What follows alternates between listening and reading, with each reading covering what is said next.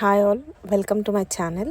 ఈరోజు నేను ఇంకొక టాయ్ గురించి ఈ వీడియోలో అన్బాక్సింగ్ చేయబోతున్నాను. ఒకవేళ మీకు అందరికీ కనుక ఇది నచ్చితే లైక్ చేయండి, షేర్ చేయండి, అలాగే సబ్స్క్రైబ్ కూడా చేసుకోండి.